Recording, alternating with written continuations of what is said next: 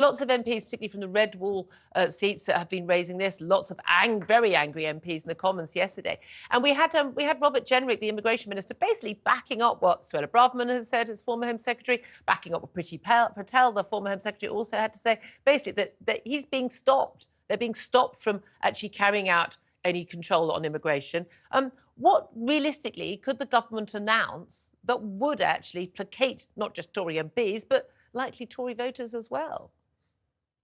Well, there are a number of short-term things and a few longer-term things. In the short term, we've got to find measures as to reduce the boats, this vile trade by these traffickers bringing people in dangerous boats.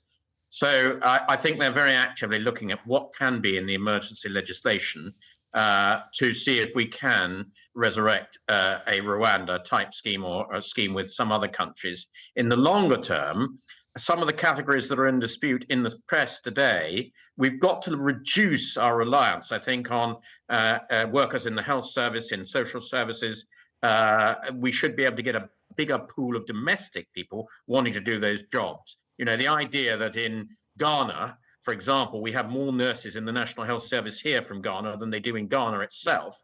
That is completely unacceptable in my view. So we've got to find some medium-term solutions to those sorts of problems. Well, indeed, and lots of the talk that's the criticism about today, and the front page of the Times today, is Rishi Sunak facing pressure to scrap one particular immigration route that allows foreign workers to be hired to plug workforce gaps, but to be paid at 20% below the going rate in their industry. And these are dozens of jobs across a wide range of industry. They include care workers, but also engineers and bricklayers. They also include ballet dancers, graphic designers and arts officers. Because, my God, if there's one thing we're short of in this country, it's arts officers. I mean, goodness me, the nation will close down business if we don't have them.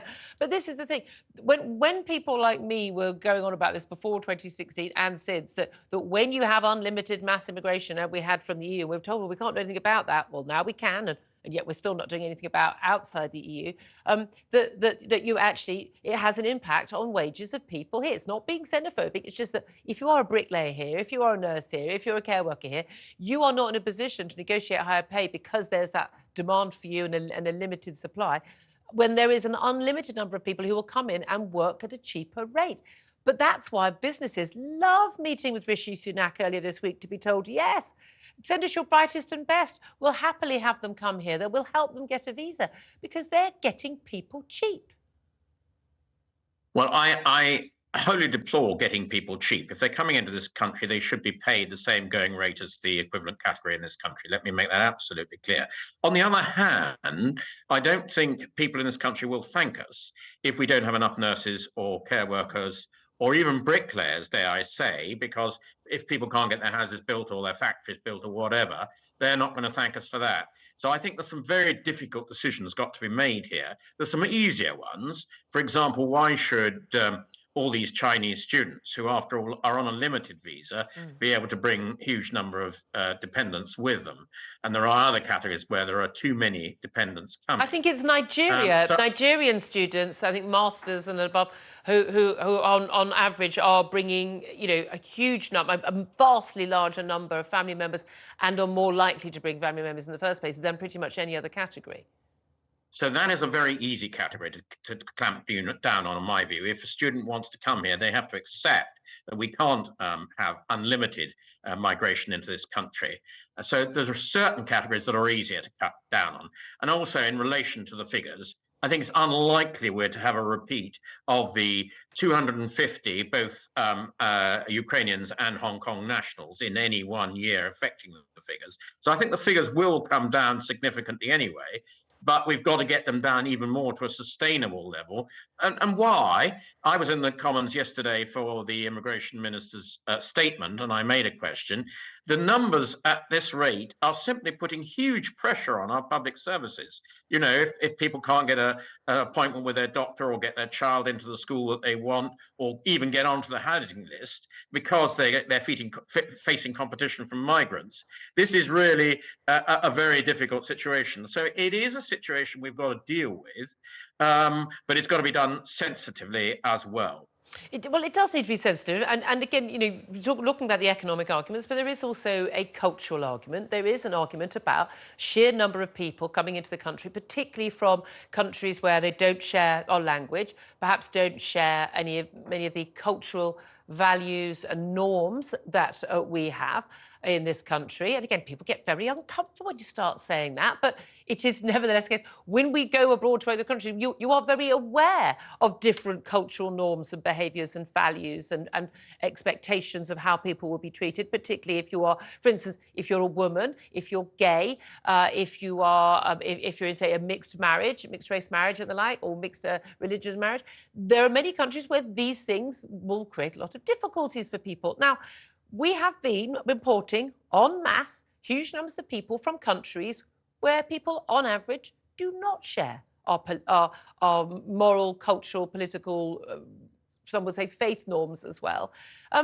And we are seeing people coming in on such a grand scale that they are moving into neighbourhoods where we talk about a lot in this country about multiculturalism. Actually, it's not multiculturalism. What it is enclaves of people from one country living side by side and going to work with each other and school with each other and not meeting anyone else, an enclave from another heritage group and an enclave from somewhere else. And people from Britain already here, of whichever ethnicity or background, keeping themselves as well. We are not creating a lovely, happy melting pot where everyone intermarries and knows each other from school. That is not actually the norm in most of our towns and cities. And we are seeing that when we see race riots on our streets. We are seeing that when we see some of the marches on our streets. What is the government going to do about that? Well, I entirely agree with you. We do want to see everybody come into this country, not just sticking in their own little clique, which, as you indicate, in some of our towns and cities, you've got cliques of people who never really integrate properly, actually integrating more into the country. And one of my colleagues, linking the two issues together about integration and the problems with these high immigration numbers, one of my colleagues cited yesterday that one of his primary teachers was already struggling in their school teaching this quite large class, but it had 8 different languages to cope with. And then that makes it extremely difficult to teach in a class. And this is one of the sort of practical examples of very large immigration coming into the country, causing a difficulty in our public services. So I do think we have a duty to the people of this country to try and see where we can sensibly cut down the numbers. But I entirely agree with you about integration. We don't want these sort of cliques in our towns and cities. We should be encouraging people to integrate, should be encouraging people to learn English quite quickly and get integrated. I don't think encourage is the right word. I think required. I think required. If I went to live in another country, I would expect to have to learn the language and abide by the norms and customs of that country. I just think that's just basic good manners.